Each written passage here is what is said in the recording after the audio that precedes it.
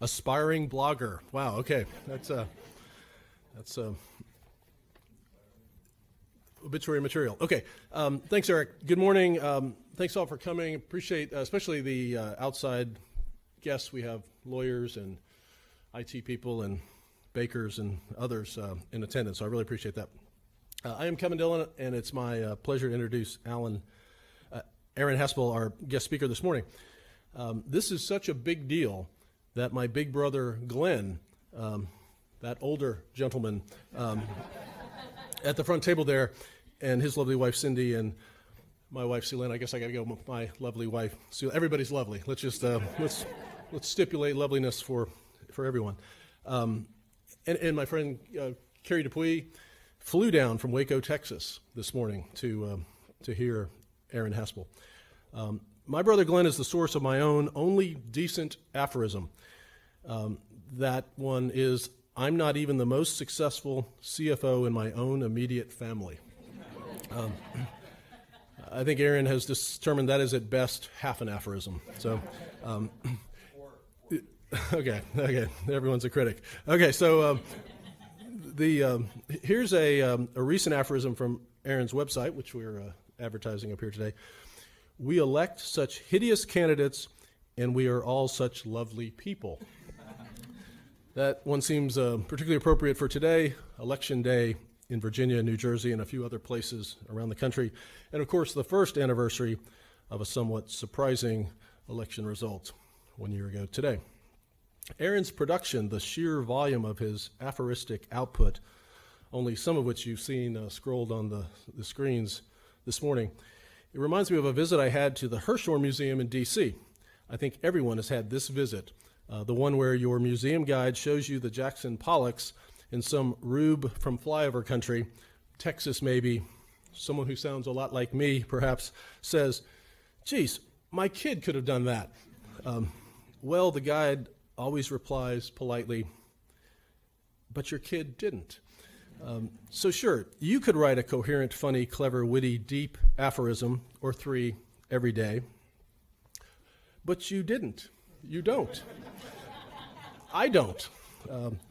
The author of everything does, just about every stinking day. So let's hear from him. This will not be your father's typical work presentation today.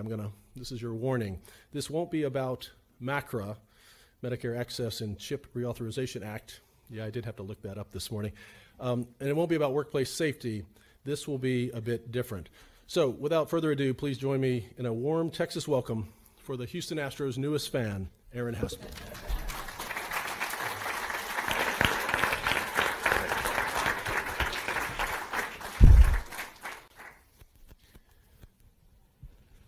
Well, George Santayana, the philosopher, once said that when an author gives you his book, you should always thank him for it on the spot so as to avoid the necessity of thanking him for it afterwards. And it's really the same with speeches. So I appreciate your applauding in advance. Now, I want to thank Kevin for his generous introduction, and I thank him in particular for pointing out how prolific I am with aphorism, how many of the things I write. He doesn't say they're any good, just says I write a lot of them, okay? I remember my father once said, you know, you must be one of the world's most prolific aphorists, okay? And I told him, I don't know if you've ever seen the movie Spinal Tap, okay? But in Spinal Tap is praised as, one of the world's loudest bands, okay? And that's kind of what being one of the world's most prolific aphorists is like. So I'm delighted to be one of the world's loudest bands. It's funny, when Kevin first invited me down here, he said I was supposed to speak for an hour. I said, an hour? You're going to spoil my reputation. I mean, I'm known to be brief, right? I have to be short with everything. How can I speak for an hour? It's just nonsense. I'm not going to speak for an hour. And then Kevin said there'd be some doctors in attendance. I said, oh, doctors! Well, I could talk about doctors all day. An hour isn't going to be enough. It'd be too short, okay? But no, I'm not really going to talk about doctors today. What I'm going to talk about instead, And I guess I will talk about doctors a little bit, because what I'm going to talk about is mistakes. I'm going to talk about mistakes, blunders, errors, illusions of control. These things to which we are all subject in one way or another. And I will touch on a few of my aphorisms, because if you read through the book, you will notice that that's one of my great subjects. One of my great subjects is, blunders, all the things that we think we know that in fact we don't know, okay? And if you haven't read through the book, well, what the hell is wrong with you? Now, the first thing I want to talk about here is something that I call the Null Hypothesis, which is to say there are a great many fields in which we think it matters what we're doing. We think we're actually having an effect on something or other. But in reality, we are having no effect whatsoever, or very little effect. And we're completely deceived about the way this works. And I'm going to touch on a few fields in which this is the case, or in which I think this is the case, and some of them I think will be quite surprising to you. One, and this will surprise people who have children, in my opinion, is child rearing. How many people have kids in this audience? Well, well, well. Okay, well, I don't personally, which of course makes me an expert on the subject. Okay, but one thing about child rearing that's quite interesting is that parents think they have a great effect on how their children are reared, which is understandable. I take a lot of pains to raise them a certain way, and God knows all sorts of nonsense, play the Mozart in the crib or what have you. And it turns out that when you actually look at the evidence, there is very little evidence that parents have that much effect over their children. Now, don't get me wrong, okay? It's easy to screw it up. You can really do damage to your children. I am not recommending here, okay, that you raise them, have them raised by wolves, like Truffaut in The Wild Child, okay, or lock them in a dark closet for 20 years like Casper Hauser, or anything like that. I'm not recommending anything like that. What I'm saying is that in the normal range of parenthood, okay, parents who are supposedly pretty good from parents who are supposedly pretty bad, this normal range, which constitutes, anywhere from 85 to 95% of parenting, within this range, you're not really going to have much of an effect on your kid. Now, of course, you ask, how can this possibly be? I mean, this just looks like nonsense to me. Well, there are two ways that you do have an effect on your children. And one of them, which is the most important way, takes place before they're born. And that, of course, is the genes you give them. That has more effect on how your children are raised than anything in the world. Because as we learn about genes, and of course the medical people in the audience can back me up on this, we know more and more that there is a genetic component to basically every kind of behavior that you can imagine, okay? No doubt, one of the reasons that I'm an aphorist is it's in my genes somewhere, okay? I'm that kind of person. And this is what happens. This is the most important thing that you can do for your children. Now, the second most important thing you can do for your children is give them proper peers. Because the fact is, people are not really raised by their parents. They're raised by their peers.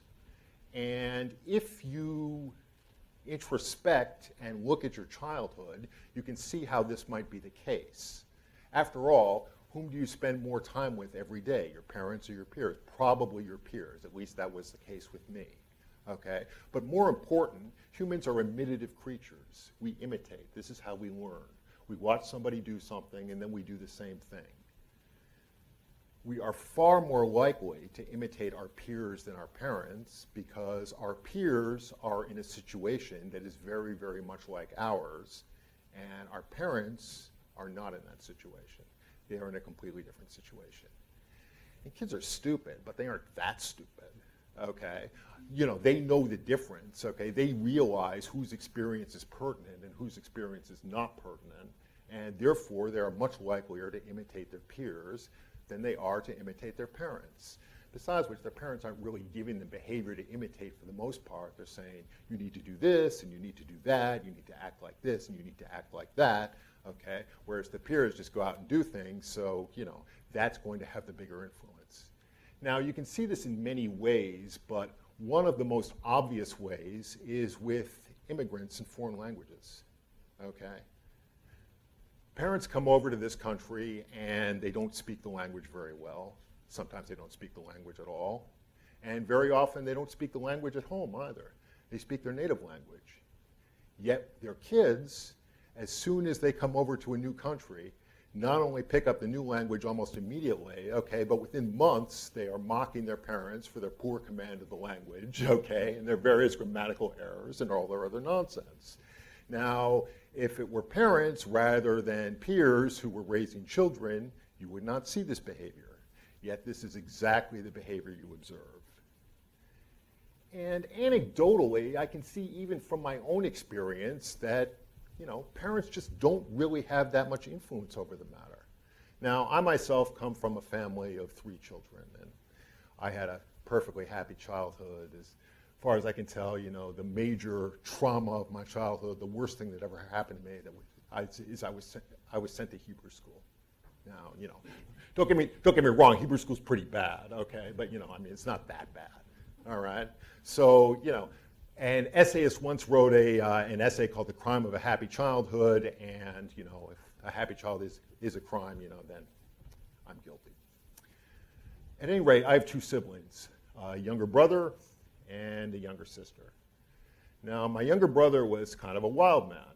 In fact, he was very wild and not particularly good, and he died fairly young as a consequence, to some extent, of his own actions, and this was a while ago. And then I have a younger sister, and my younger sister was a complete contrast to that. Always followed the rules, good at everything, never got in trouble, went to Cornell, graduated Cornell. Now she's a columnist for the Washington Post, okay? Success upon success upon success, all right? And then it was me. So basically what you're looking at here is, the good, the bad, and the ugly. Okay? And it's funny, I was the oldest, so I think when my parents had me, they thought to themselves, well, obviously whatever we do isn't going to make any difference. It's just going to go its own way. And then they had my sister, and they figured, oh, whatever we're doing must be working out really well. And then they had my brother, and they said, clearly we don't have the foggiest idea what we're doing here. Okay? Now, I would not say that their child-rearing techniques had changed from person to person very much, if at all, okay? But what took place instead is, they just had different people who raised themselves in different ways, and as a consequence, they knocked themselves out over, more or less nothing. Not that it's nothing. I mean, the way people turn out is very significant, but the point is, you don't have that much influence over it. And you certainly don't have anywhere near as much influence as you think. So this is one place in which you're going to see the null hypothesis. But there are other places as well, and as long as we're on children, let's get to education. Now, everybody will tell you what a big difference school makes. How long you go to school, where you go to school, what kind of school you go to, and people are full of theories about education. Some are big fans of progressive education, and others will swear by Montessori, and just back and forth and on, and these conflicts rage. I'm here to tell you it doesn't really matter. Or it matters much, much, much less than you think. And it matters less than you think for the same reason child rearing matters less than you think. Which is to say, education is really the wrong word. People like to talk about education, but what they're really talking about is schooling. And schooling is entirely different from education, entirely distinct from education. And naturally, okay, people who are in the schooling business like to claim that schooling is education and that it's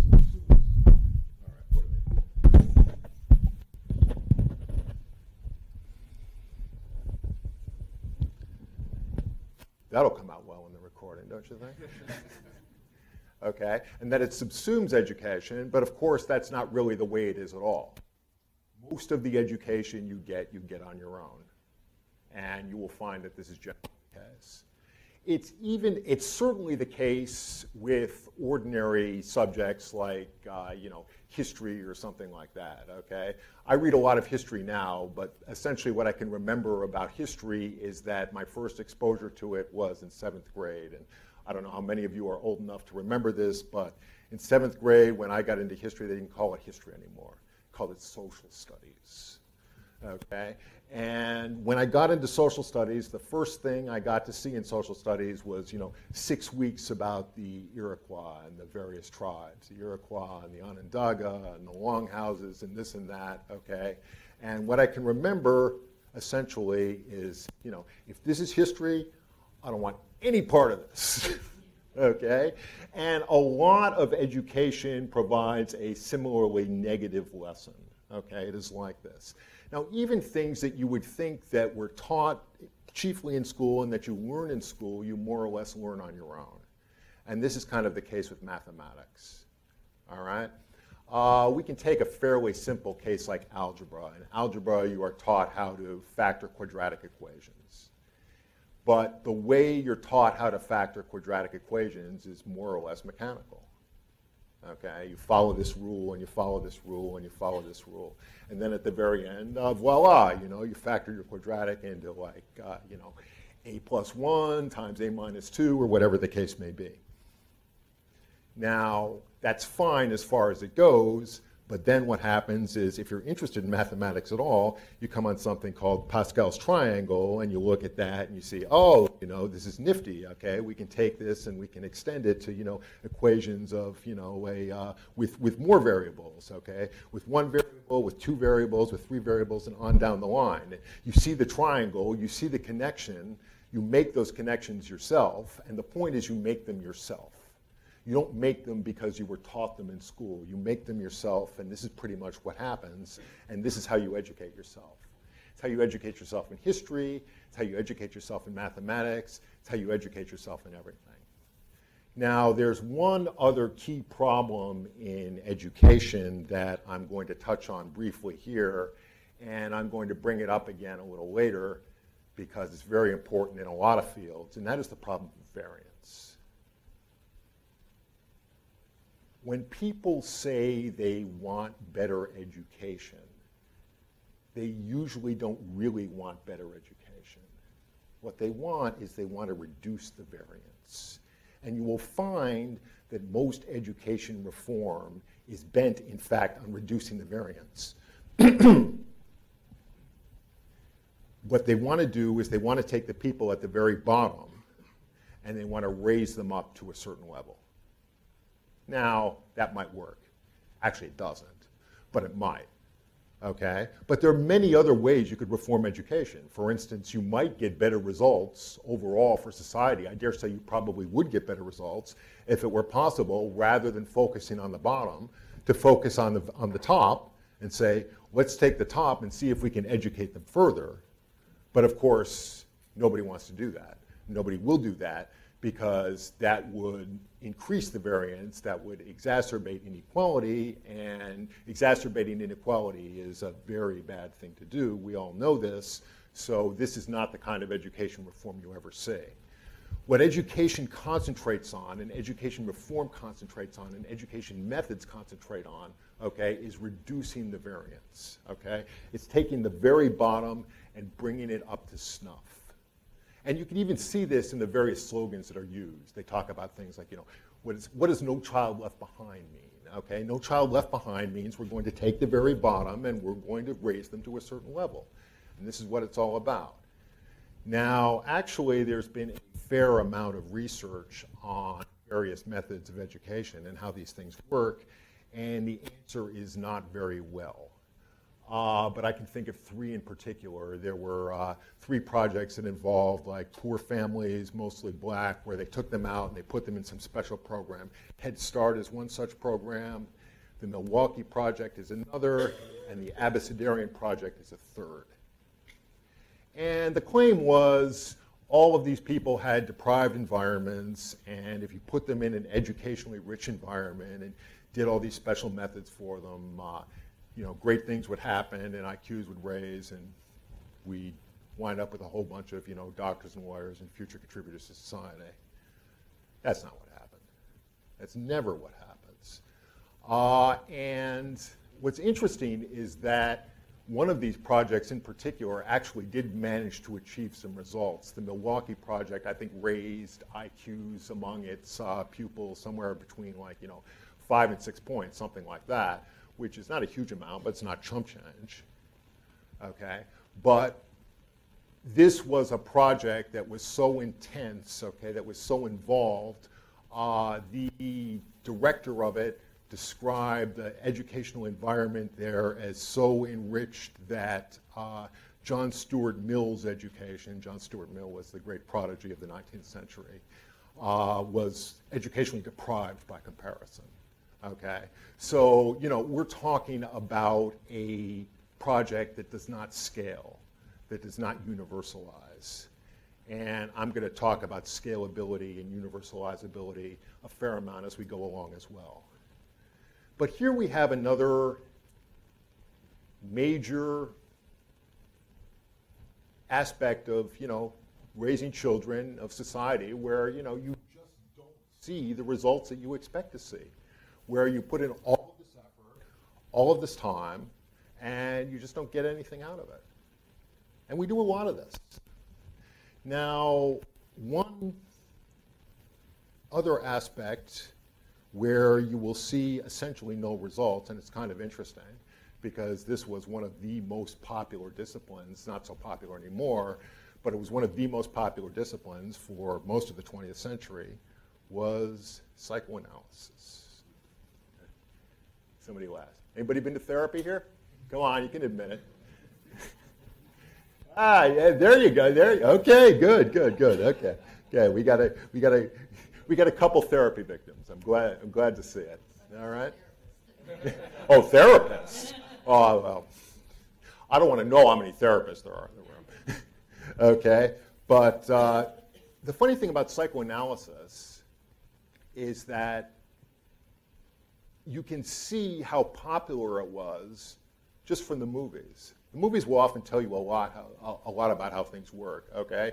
And psychoanalysis had its great heyday from about 1946, when Alfred Hitchcock made Spellbound, okay, to 1964, when Alfred Hitchcock made Marnie.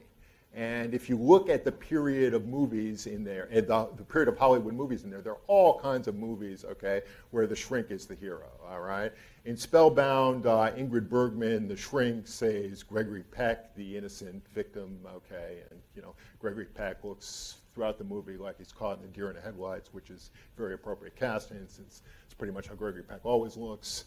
And in 1964, the psychologist cum anthropologist Sean Connery saves Tippi Hedren, okay? And in both cases, they save this person from their horrible fate by dredging up repressed memories. This is a very big thing in psychology.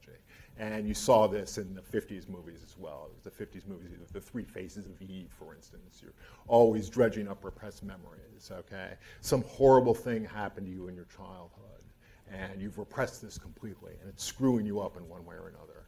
And the shrink, thank God, brings it out of you. And even after this period, you still see a fair number of Hollywood movies in which the shrink just, rescues everybody. I think of Ordinary People from the 70s, where you have, Judd Hirsch as the wise, sympathetic shrink, or more recently, you've got Good Will Hunting, where, Robin Williams takes on the wise, sympathetic shrink part, and, this still goes on periodically. So you see so much of this that you would think that there was some evidence that psychoanalysis actually worked. Unfortunately, there's no evidence whatsoever along those lines, okay?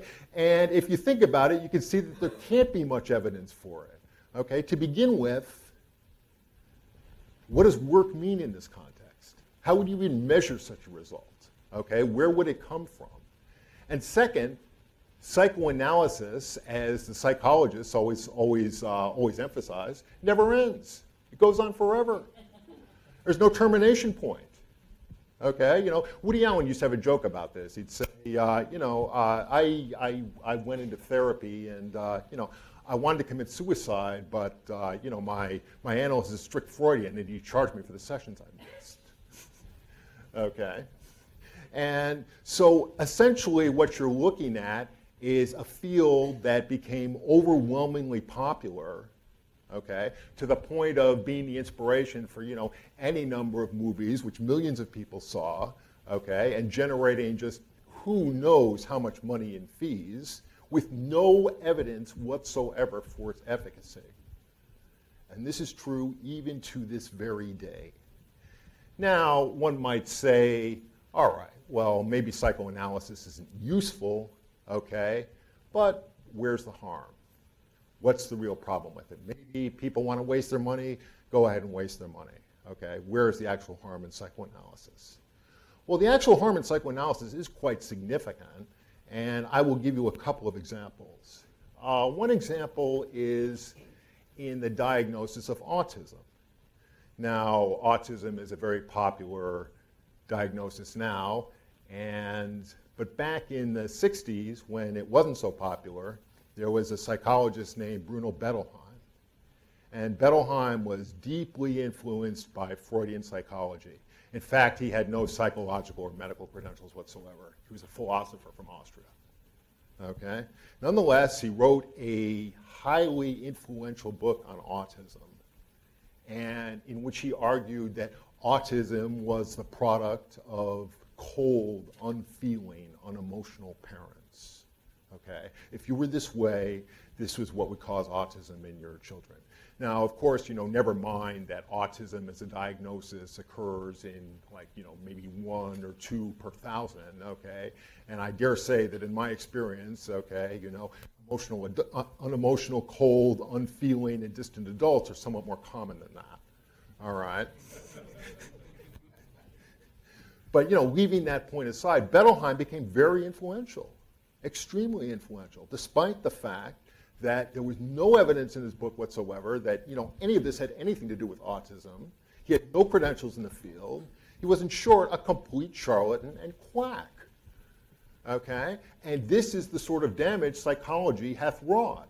People are prepared to adopt these sort of psychological explanations. Okay, whatever the problem is, it's some sort of deep-rooted thing in someone's childhood, and therefore became extremely popular, extremely influential, and he did a lot of damage because a lot of parents, felt that they were responsible for their autistic children when in fact they really didn't have very much to do with it, and it was just bad luck on their part.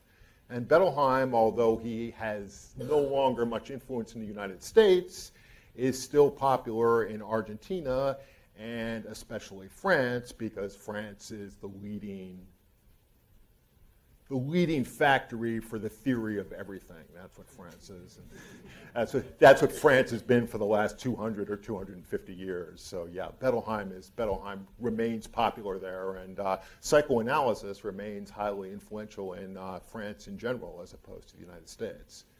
But there is another far more insidious consequence, okay, of psychoanalysis and harm psychoanalysis causes, and that is the whole idea of repressed memories. Now, the thing about repressed memories is they're supposed to be true.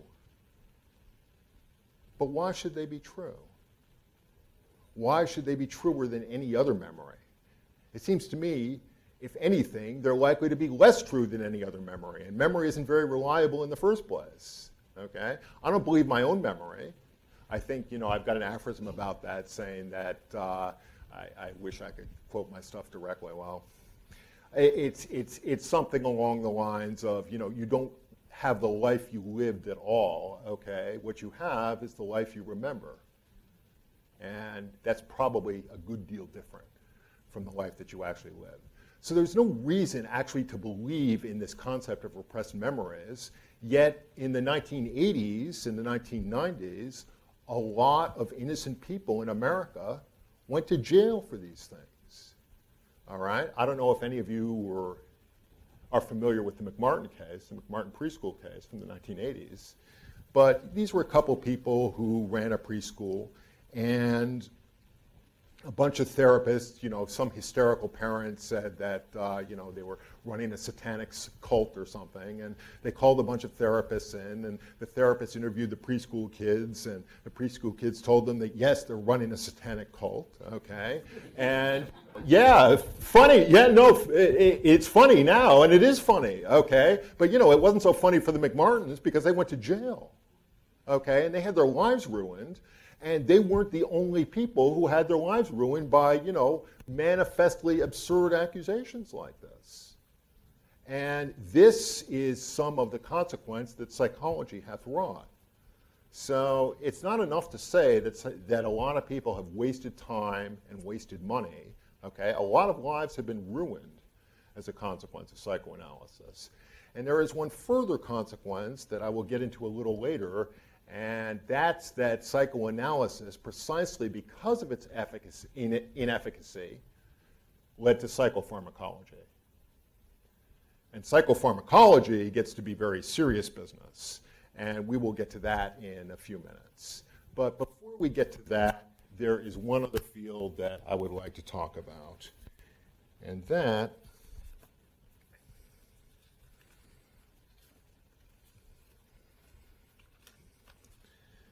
yeah, actually, there isn't one I would like to talk about. What I want to talk about now is variance.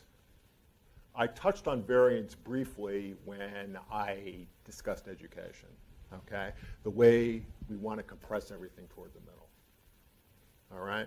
And dealing with variance is a way that we manage what we describe. Well, it's a way that we pretend to control a world that we can't really control, okay? By suppressing variance. This is what we do. And we do this in a surprising number of fields. Education is one field, but I will talk to you about something now that is very far removed from education, and that is forestry. Right? Okay, forestry. Well, how do you suppress education? How do you suppress variance in forestry? The answer is with forest fires. Now, forest fires, of course, are a very big deal, and they have been for some time, and we see it in California, where the recent fire has caused something like, 45 lives and done billions of dollars of damage, and this is not uncommon. We have enormous groves of forest in the United States, and they burn down with regularity. Now, back in 1910 is when this whole business started. Well, not the business of forest fires, but the business of suppressing forest fires. And in 1910, there was something known as the Great Fire of 1910, or the Big Blow Up, or something like that. And this cost something like 85 lives and did about $3 million of property damage, which of course is an enormous amount at the time. And several towns burned down, and it was just a huge disaster. And there was a guy, many people fought the fire, and one of the rangers who fought the fire was a guy named Francis Silcox. And Francis Silcox later became chairman of the Forest Service, I believe in 1933. And he was very influenced by his experience with the Great Fire of 1910. And what Silcox decreed was something that was known as the 10 a.m. policy. And the way the 10 a.m. policy worked was if a forest fire was reported, it had to be suppressed by 10 a.m. the very next day, no matter what. This was the Forest Service policy. It sounds like good policy, right? I mean, who wants fires? Fires are no fun. Fires do damage. Well, yes and no. There's kind of a problem with this, which is to say forests have undergrowth. Okay? And what undergrowth is, especially in rather dry forests, is tinder. Okay? The more undergrowth you have, the hotter the fire burns, the more rapidly the fire will spread. Now, in nature, you see forest fires with a fair degree of regularity. They can be started by any number of things, okay? It's not like, Smokey the Bear says, only you start and prevent forest fires. No, all kinds of things start forest fires. Lightning starts forest fires, for instance. okay? So you have these things all the time, and periodically stuff burns down. Now, when you have a forest fire, okay, what happens is the tinder burns away. You have less tinder on the ground, which means that the next forest fire is not going to be as severe, precisely because, you know, there's less stuff to keep it lit and to keep it hot and to sustain it, all right? But now, with the 10 a.m. policy, guess what happens? All the tinder builds up in the forest, okay? So you have more and more and more undergrowth.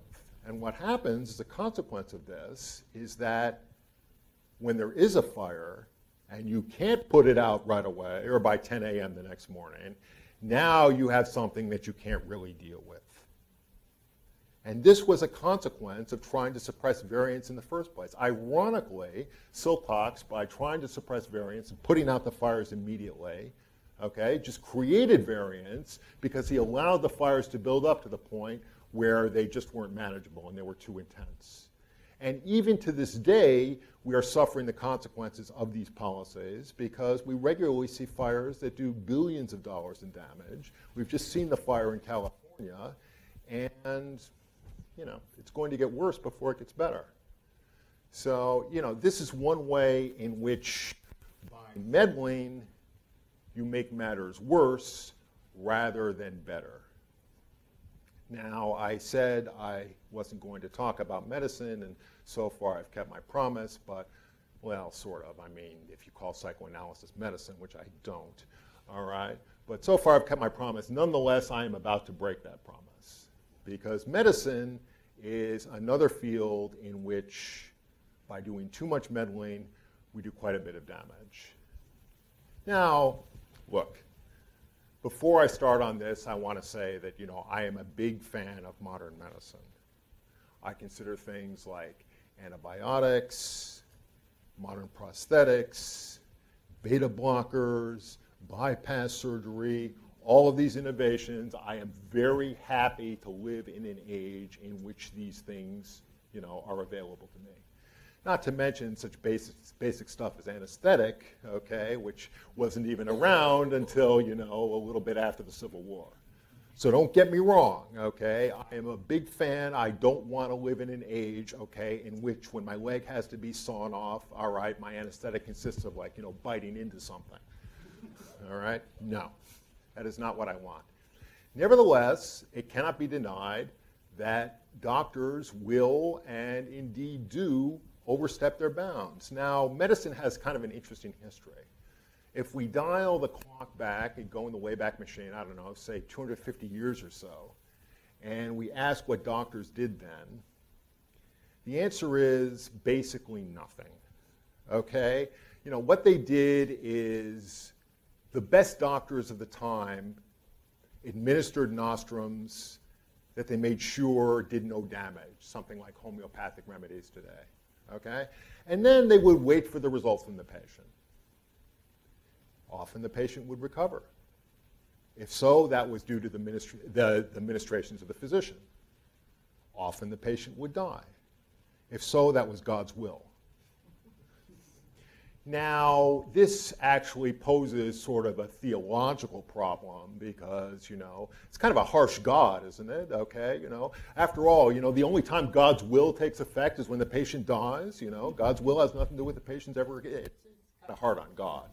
Okay, but, you know, leaving that point aside, in 1767, 250 years ago, there were essentially two kinds of physicians, all right? The ones who did nothing, and they were the good kind, and the ones who did something, and they were the bad kind. Because something in those days consisted of, you know, not merely useless, but actually harmful remedies, bloodletting and trepanning and all kinds of other nasty business that, you know, I would prefer not to get into. But yeah, it was all rather gruesome. Let's just say this. In 1840 or so, if you were a general practitioner, the most useful thing you had in your black bag was opium. That was the most useful thing you had, okay? It went down from there, all right? In 1850 or so, you know, iodine came along, and iodine was actually good for some stuff, all right? But before then, it was pretty much opium, and you gave it to everybody. You gave it to, you know, adults and children alike. Everybody got his dose, and, you know, I mean, did a pretty good job of suppressing pain, just as morphine does nowadays, and you can still get quite a bit of morphine in the hospital, you know, if you yell out enough. And, but that's really about it. So it didn't cure anything. It didn't do anybody any permanent good. And if you read the medical historians, you will find that they pretty much agree that the break-even point for medicine was sometime between 1900 and 1920. Now, what do I mean by break-even? What I mean is the time at which doctors actually saved more people than they killed. Okay? That's what I mean by break-even. And that's a pretty recent time. Okay? That's almost within living memory. So here we are. Now, even today, iatrogenic illness or iatrogenic deaths, okay, which is to say death at the hands of doctors, depends who you ask. It's difficult to estimate, but it's probably somewhere in the neighborhood in America of 250,000 a year, something like that. And that makes it the third leading cause of death, the third leading cause after heart disease and cancer, which is really a pretty big deal.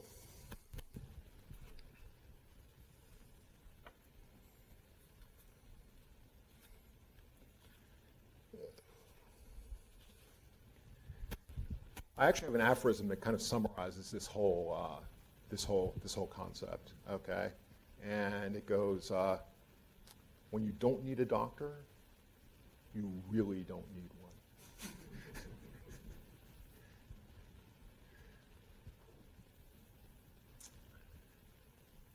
I want to touch a little bit on psychopharmacology, because psychopharmacology is one of the most interesting and, in my opinion, one of the most deranged excrescences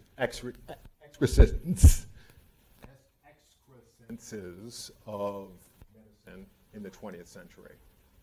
Now, what happened was, around the 1950s or so, the doctors got wise that psychoanalysis wasn't doing anybody any good, and that the people who went into psychoanalysis turned out basically as bad when they came out as when they went in. The behavior problems persisted. So they wanted to do something about the behavior problems. And they wanted to do something about one behavior problem in particular, one that's still with us, called manic depression. Now, we're all familiar with manic depression. You know, you're very high some of the time, you're very low some of the time. Bipolarity, we call it, goes by many names. But this was really the first thing that was attacked by psychopharmacology. And one of the early drugs was lithium, and we've since had many successors to that, but essentially they all work the same way. And the way they work is by damping down the variance. The depression is supposed to be the bad aspect of manic depression. And if you damp down the depression, you're supposed to have cured or at least ameliorated the manic depressive symptoms, which is fine. But the problem is when you damp down the depression, you also damp down the mania. And the mania is kind of nice. Okay? I know bipolar people, and a lot of them like the mania. And it's not just a question of liking the mania either. Okay? It is in the manic periods that a lot of people, historical figures whom we can diagnose in retrospect as supposed manic depressives, did most of their work. All right? So when you damp down the depression, you also damp down the creativity. You damp down a lot of what makes the human being human. And this is one of the noxious consequences of psychopharmacology. There are several people whom we can diagnose in retrospect as manic depressives, and they did most of their work during their manic periods. Beethoven was supposed to have been such a person. And he wrote music both in manic states and his depressed states, but his music in the manic states is a lot better. Okay, and Tchaikovsky, same sort of thing. It's not just in music either. You can see it in literature in any number of people. Okay, I've got a couple of examples here. Let's see.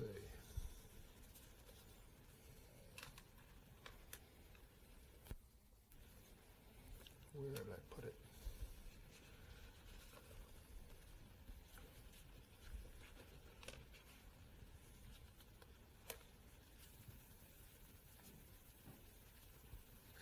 Oh yeah, Churchill is one such case. Churchill was notoriously bipolar. I think tripolar would be more accurate for Churchill. Okay, he was manic, depressed, and drunk were his three states. But nonetheless, he did most of his work writing histories, and he wrote enormous amounts of it. Okay, during these manic jags, just in the middle of the night, or just right through the night. Okay, so essentially, if you took all these people and you put them on a drug regime, I don't know, would they be happier? Possibly. Would we have fewer books and fewer pieces of music? And undoubtedly. Van Gogh, another such case. Van Gogh might have an ear, but would we have the paintings?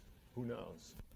Okay, and this is one consequence of trying to damp down the variance. Variance is what makes people human, fundamentally, and often by curing the disease, you are curing the personality and curing a lot of other things as well.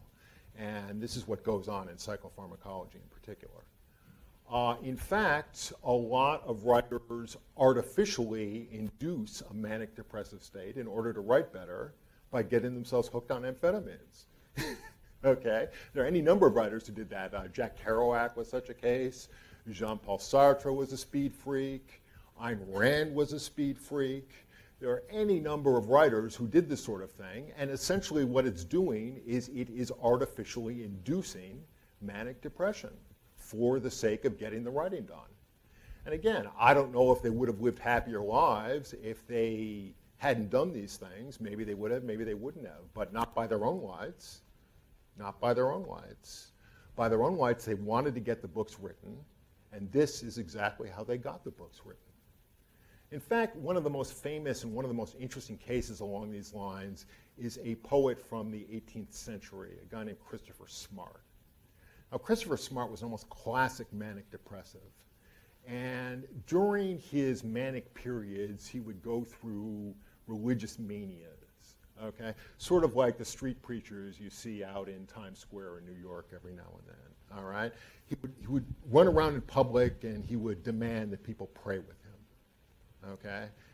Pray with me, pray with me. And what would happen, because this is all they knew how to do back in those days, is, they would take him and they'd lock him up in Bedlam in the local insane asylum and say, okay, well, just stay here until you stop with the prayer nonsense, and then you can get out and you can do your thing. And he would write poetry in Bedlam, and he would write poetry during his depressive periods, but the poetry during his depressive periods was lousy, and the poetry he wrote during Bedlam was actually very good.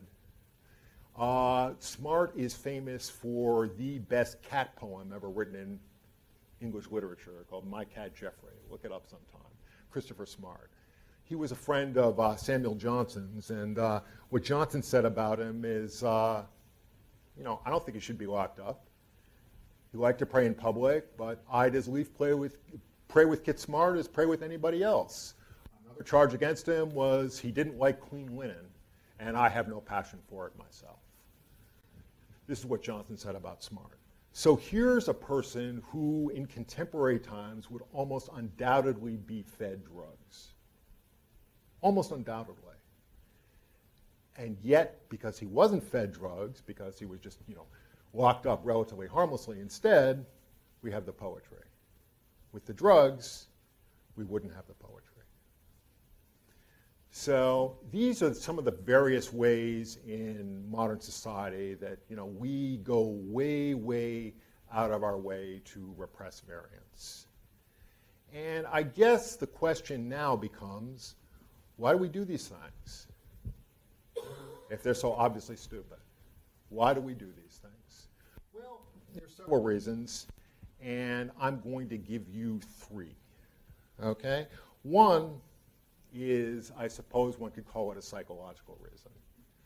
The psychological reason is we do these things because we're wired to do something. This is what people are like. People are not do-nothing creatures. All right? Most of our evolution did not take place in modern society in which it's very often a good idea to leave well enough alone. Most of our education, most of our evolution took place, on the plain of the Serengeti, in which doing nothing was liable to get you eaten by a wild animal. Okay? We're flight or fight types of people. So if we see something, we want to do something about it. And this is the way human beings are. This is very deep-seated in our psychology, and it's very hard to repress. It's very hard to say to yourself, the best thing to do in such a case, even if there's a problem, even if I can see that there's a problem, the best thing to do is nothing at all. This is something human beings have a very, very hard time with. It's very difficult. And one of the ways you can see this is in legislation. All right? Very often you'll see some disaster will take place. Okay? And when a disaster takes place, a law is passed. A law is always passed. Okay? It's always a bad law because it's always a question of shutting the barn door after the horses have got out.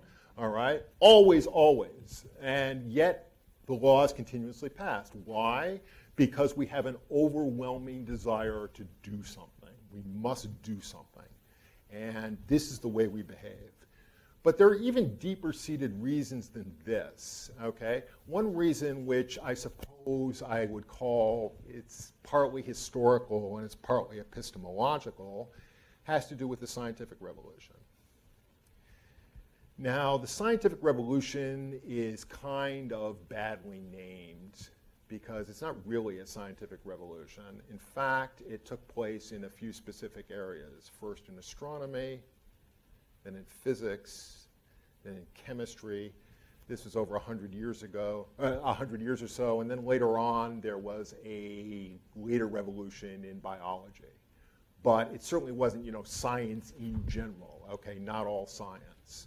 But what happened was people realized that by treating things as deterministic, as moving according to certain universal rules, what they could do is develop intellectual constructs of great power. And human beings weren't really capable of this before the 17th and the 18th centuries. They weren't capable of this at all. But they realized that by treating certain aspects of the universe as deterministic, okay, they could, construct technology, build up universal laws, things like this. So naturally, the inclination was to do the same thing with regard to human beings. Say, well, if this works for billiard balls, this works for chemical elements, why won't this work for human beings?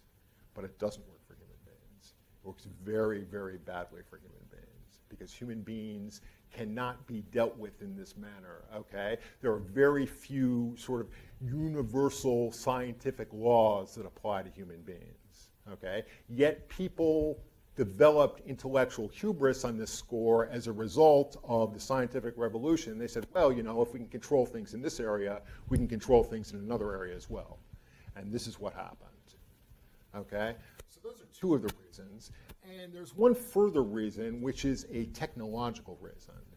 And this brings me back to an aphorism I wrote, which runs, because I can is a severely underrated motivator in human affairs.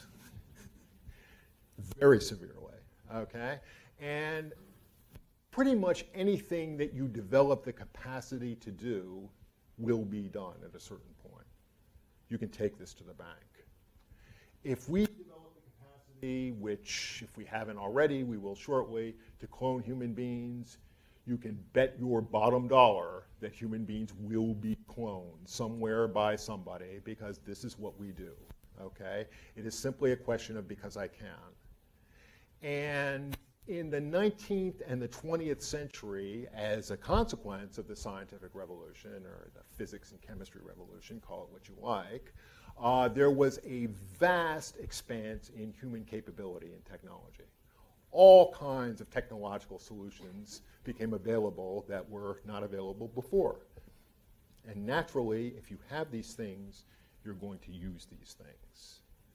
We can go back to forestry. I mean, fire suppression was not technically feasible before Silcox got in 1933. Part of the reason was, Silcox thought it would be a good idea to suppress fires, but another and more significant part of the reason is that, that kind of organized fire suppression finally became possible as a result of certain technological developments in the early 20th century. So it's a question of because we can. And this is what we do, and this is why we make the mistakes that we make. Now, I want to talk just very briefly about something called regression analysis. Now, you might ask, okay, what is regression analysis? What does this have to do with what I'm talking about?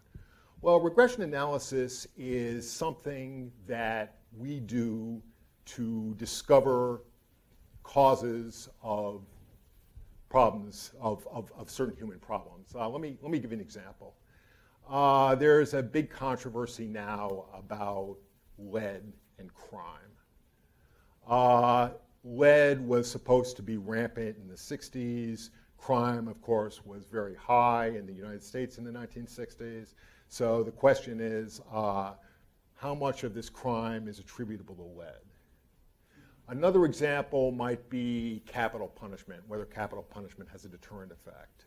Some states have capital punishment and execute a fair number of people. Other states don't have capital punishment at all. Other states have capital punishment on the books but don't really execute anybody. And the question is, does capital punishment deter murder? Does it have a deterrent effect? So essentially, what regression analysis does is it takes the data and it reasons back from the data. Okay? I described this in an aphorism once. I said, we used to believe in the ghosts of people. Today, we believe in multiple regression, the ghosts of causes. That's what regression is. Regression is the ghosts of causes. You take the data and you reason back to the point where you can say, okay, well, lead supposedly caused so much of this crime, okay? Or capital punishment deters so many murders, something like that. And this is how we solve social problems. And as you can see, actually it's not even how we solve social problems. It's more how we invent social problems, okay? Because as you can see, all you have to do is take some data, reason back, you've got some cause. Now you have something you can go and fix, right? If lead causes crime, well then, you just ban lead or ban leaded gasoline or lead paint or whatever the case may be, and voila, no more crime, okay? And if capital punishment deters murders, then all you have to do is just, institute capital punishment everywhere and, start putting murderers to the chair, and voila, you'll have many fewer murderers. So this is how you invent things to do. And this is, in fact, the chief tool of social science, even in our current day. There's only one thing wrong with this. It doesn't work at all. I mean, at all. Okay? In fact, it's just remarkable, okay, how badly regression is done and how dubious the entire procedure is. There are about 1 million things wrong with it, but I'll just give you a couple of them. One is the error of causality. Okay? If you regress on two different things, then maybe you can say these two different things have to do with each other. Okay? I mean, to take an absurd example like lead and crime, okay, just because lead and crime are correlated in a certain way and the regression reveals this, doesn't mean lead causes crime. It could mean crime causes lead. Okay? Or it could mean that crime and lead are both caused by something else that we haven't even bothered to investigate. It could mean any of these things. Regression will tell you none of these things. It reveals none of these things. And this is assuming that you do it correctly, which of course is never done. All right? And another problem is selection bias, because you have a whole lot of data.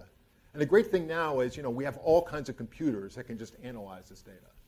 So all you have to do is take, variable x over here, variable y over there, and variable z somewhere else, and just, run spreadsheets and look for cross correlations, and you keep looking for one that becomes statistically significant. You're like, oh, well, there's a correlation between this and this. Let's run a regression on that. Let's get a result. Let's publish it in some social science journal, and let's, advocate for a new policy or a new procedure to do something. All right? Now, David Friedman was known as the conscience of statistics, and he wrote about regression a fair amount. And one thing he said is that, there are basically 4 positions on regression. All right? Position 1 is regression usually works. You can screw it up or do it carelessly or something like that. Okay? Position 2 is regression sometimes works, but it really has to be done by experts, and you have to be super careful. Okay? Position 3 is regression might work, but it hasn't yet. And position 4 is regression can't work. All right? And Friedman characterized the general social science position is somewhere around position 1. Okay? What Friedman said is, well, position 4 is maybe a little harsh. Okay? I would characterize my position as somewhere between like position 2 and position 3. Okay? And that's pretty much where we are with regard to regression. Yet I will tell you right now that when people talk about studies or data backing up some particular social policy, it is nearly always based on regression in one form or another. And regression is so complicated that basically, just to learn how to do it properly, you have to spend your life on it, as Friedman did. And if you spend your life learning regression, then you're not going to know anything about any substantive topic to regress on, so you're just screwed. Okay? Any way you slice it. And Friedman wrote something else which is kind of funny, called I like to call it the regression analyst prayer, okay? Because, I think it summarizes the various excuses that, regression analysts make for their profession, okay? And it goes like this. We know all that. Nothing is perfect. Linearity has to be a good first approximation. Log linearity has to be a good first approximation. The assumptions are reasonable. The assumptions are conservative. The assumptions don't matter. You can't prove the assumptions are wrong. The biases will cancel. We can model the biases. We're only doing what everybody else does. Now we use more sophisticated techniques. If we don't do it, someone else will. What would you do? The decision maker has to be better off with us than without us. We all have mental models. Not using a model is still a model. The models aren't totally useless. You have to do the best you can with the data. You have to make assumptions in order to make progress. You have to give the models the benefit of the doubt. Where's the harm? This is the regression analyst prayer. And you laugh, and you should, because it's funny. And yet, if you actually talk to people who do this thing, I guarantee you will hear something, and more than one thing, very likely, from the litany of excuses that I just read to you. And it is on the basis of these excuses that social policy is made. Right now, before our eyes, these excuses dictate our social policy. It's kind of serious business. Well, Kevin asked me a couple times when he invited me here, all right, well, aren't you going to provide some hope for anybody? And I will. I will. There are a few things that are actually hopeful and, a few conclusions that you can take away from this that are useful. One, I think that's very important is, look, okay, if you know that you can't control something, then you don't have to feel guilty about it anymore. You don't have to devote mental effort to it anymore. You don't have to worry about it anymore, okay? Mental effort dwarfs all other costs by far, and anything that you don't have control over is something you don't have to devote mental effort to. And anything that you don't have to devote mental effort to leaves you free to devote yourself to problems that you really can do something about, that you actually can change. And this is very important. Okay? The second point I want to make is that we're going to make mistakes, and we're going to continue to make mistakes, and we're going to continue to make all kinds of mistakes. And there's not much we can do about making mistakes. But there is something we can do in the neighborhood of error correction.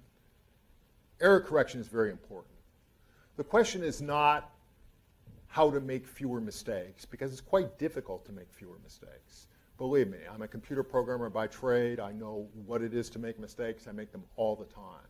But computer programming is very useful because you have a compiler, and when you make a mistake, the compiler tells you that you made a mistake, and you have a way to go back and correct the mistake. Now, in social policy, it becomes more difficult. How do you correct mistakes in social policy? Well, here I think we can take a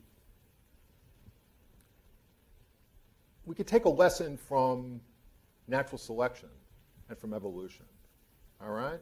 We can ask ourselves, because we are, in fact, the product of a series of millions and millions and millions of years of mistakes. This is what we are. It's mistakes that have created us, okay? We've been created and developed through mutations. Now, mutations are mostly mistakes. They are overwhelmingly mistakes. We aren't sure what the percentage is, okay, but it's probably something on the order of 3 orders of magnitude. Out of every 1,000 mutations, 999 of them are deleterious, and 1 of them is useful, okay. Yet we keep the useful mutations, and we get rid of the mistakes. And how do we do that? We do that through a process called natural selection, which is to say, deleterious mutations, show themselves to be deleterious because they are summarily eliminated from the gene pool, usually summarily, and sometimes over time, but almost inevitably. And as a consequence, the various incremental improvements that we do make, that we can improve upon, all right, stay with us, and the other ones go out.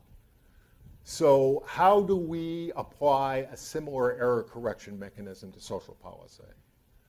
I would argue that one of the best ways to do it is through something that I call localism, which is to say you make decisions at the lowest possible level, okay? You don't go with one size fits all. Like we have a country now which is gigantic. It's more than 300 million people. What if we broke it into like 100 or 200 or 300 states, right? I mean, come on. Do you guys really want to be in the same country with California? I mean, think about it, okay? But, one advantage of that is that if you did that at each level, you would have 2 things going for you. One is, and, Hayek, the great economist, pointed this out, you'd have better knowledge. You'd be closer to the problem. The closer you are to the problem, the better your solution is likely to be, the more available local information there is for you. All right? With education or policy or something, it may be a particular education policy works well in one school district and doesn't work well in another school district. It may well be. In fact, it probably is.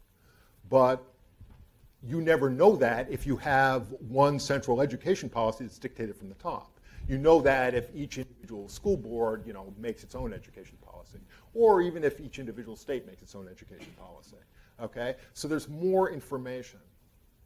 And with all due respect to Hayek, I think this is actually the less important reason.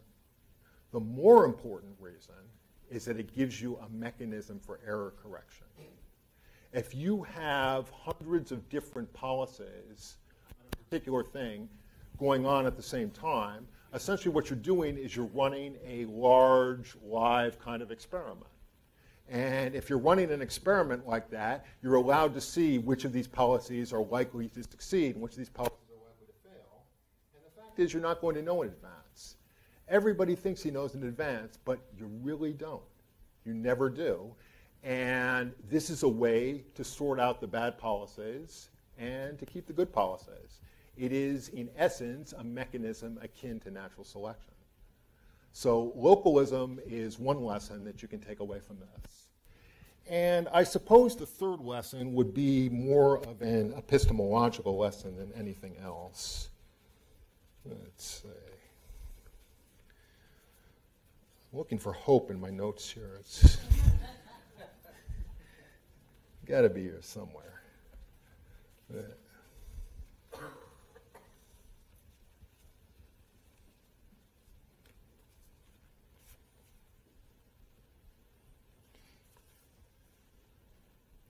Yeah. I found one. Exactly. Exactly. Okay? You've probably all heard the Alcoholics Anonymous prayer. All right? God grant me the courage to change the things I can, and the serenity to accept the things I can't, and the wisdom to know the difference. All right? Well, I suppose the lesson I will leave with you is somewhat along the same lines, okay? Essentially what I want is, look, there's not going to be any panacea, okay? It's never going to happen. Mistakes will continue to be made, and mistakes will continue to be disastrous. This is the way human beings are, all right? But one thing I can tell you is that wisdom will trump intelligence. Wisdom will trump intelligence. It will beat intelligence every day and twice on Sundays. And the thing is, we can't make ourselves very much smarter than we are already. Various educational experiments have in fact shown exactly that. We can't do that. But what we can do is we can make ourselves a little bit wiser. And that makes a huge difference. In fact, the history of the last century or so, all right, has been a history of extremely intelligent people doing horribly destructive things. And that is something that we can avoid, and a little wisdom will help us avoid that. So I would conclude with something along the lines of the AA prayer, okay, which is that God should grant you the sloth to leave well enough alone. Okay? The epistemic modesty not to impose your fixes on others, let alone on the world. And finally, the wisdom to listen to me when I tell you which is which. Thank you very much.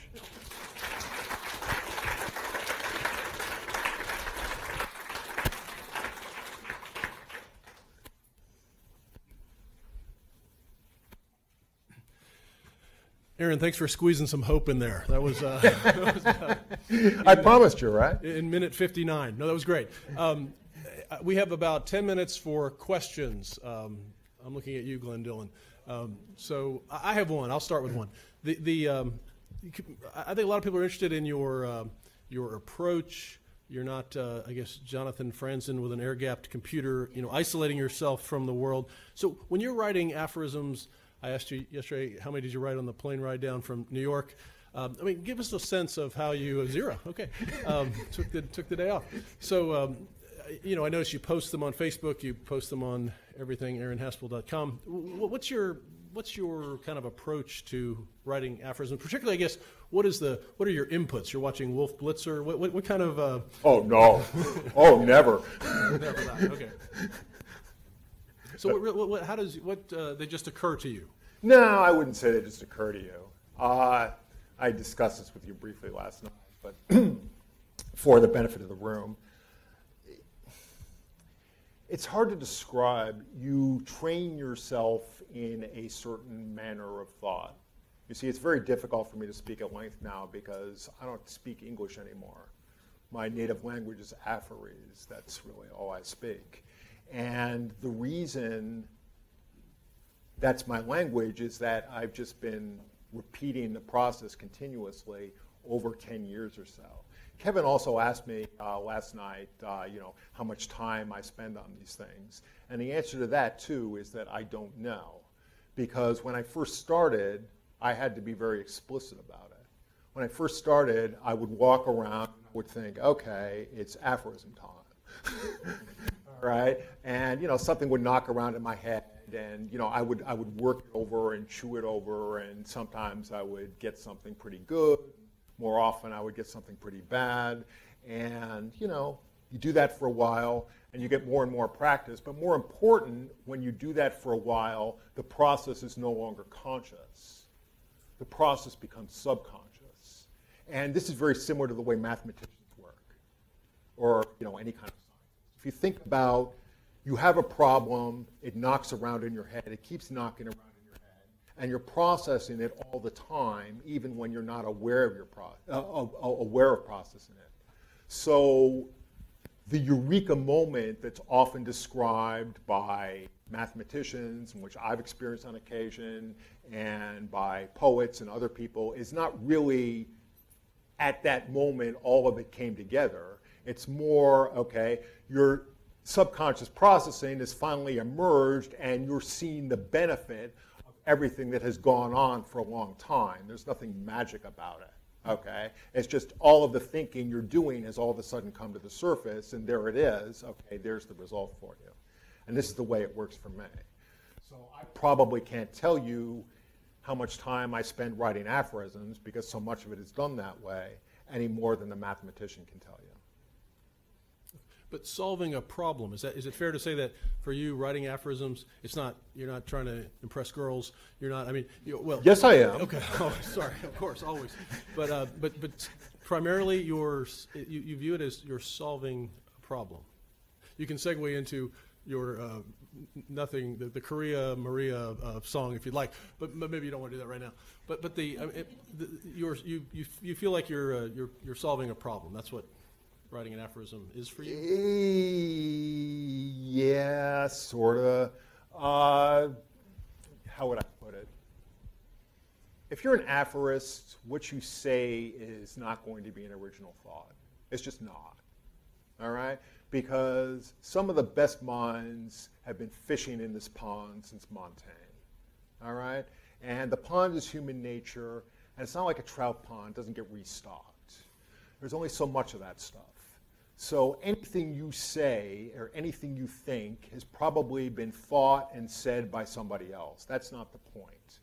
The problem of the aphorism, the problem that Kevin alludes to, is saying this in the tersest, most memorable, wittiest way possible. That is the problem.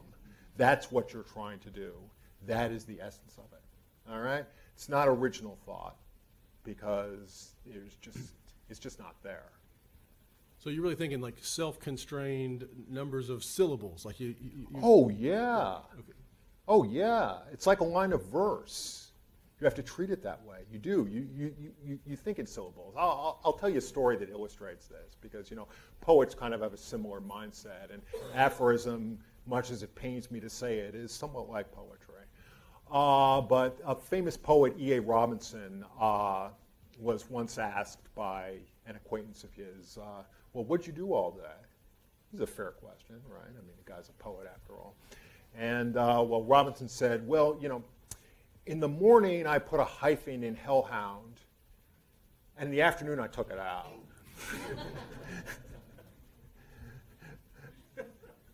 All right? Now, aphorism is kind of like that, okay?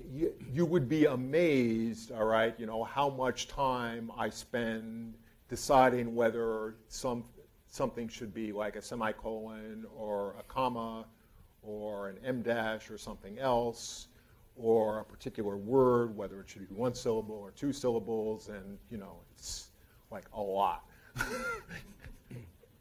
Miss Kaplan over there will go to war over em dash versus n dash. So oh yeah.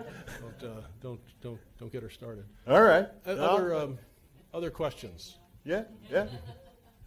Daniel, let's hear from a lawyer. Sure. I'm just curious what path led you to what you're doing now with computer programming, and how it's explained these days. Oh, failure at everything else. Well, that's what most of us do, right? We start our adult life, and we try something, we fail at it. We try something else, we fail at that. We try something else, fail at that. And if you're lucky, by the fifth or sixth iteration, then you come across something that you're reasonably good at. And it turned out that I had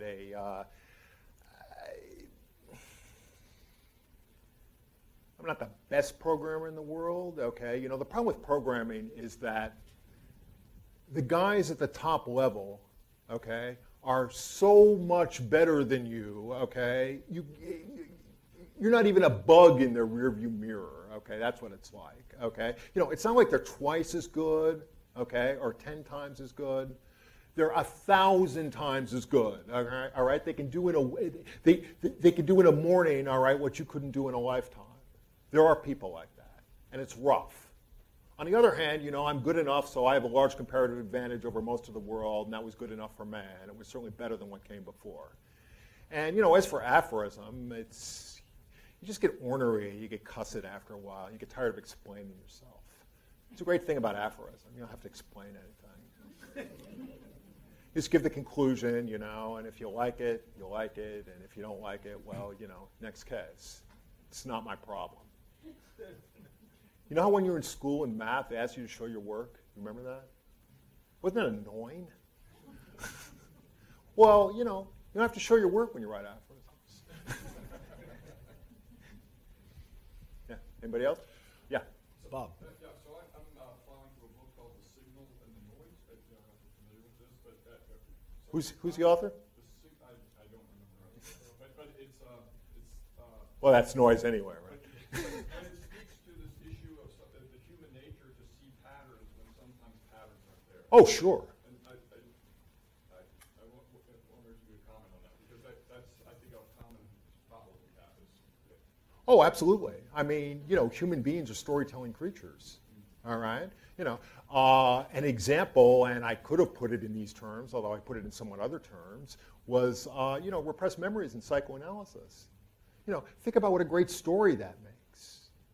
That's why so many movies are based on it. It's just a fabulous story, okay? It's just, oh, you know, this horrible thing happened to somebody, and all we have to do is bring it out, and they reconcile, you know, themselves with their memory, and everybody lives happily ever after.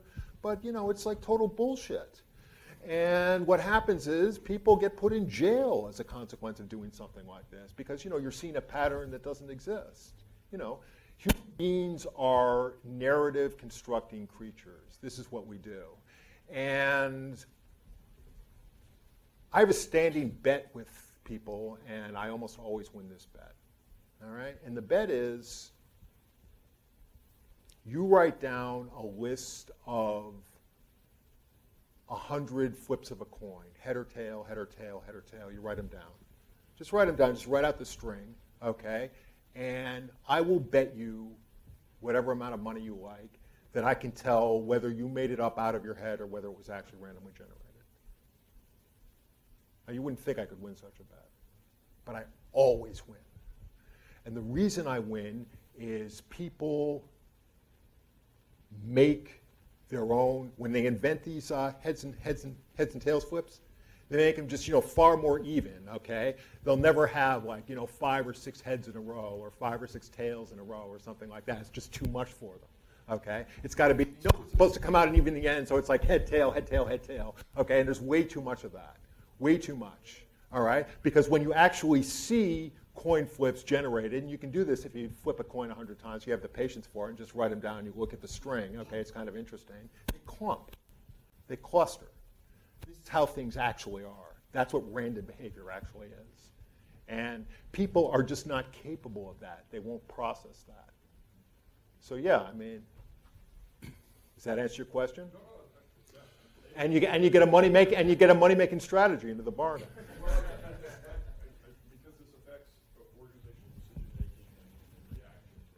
Absolutely.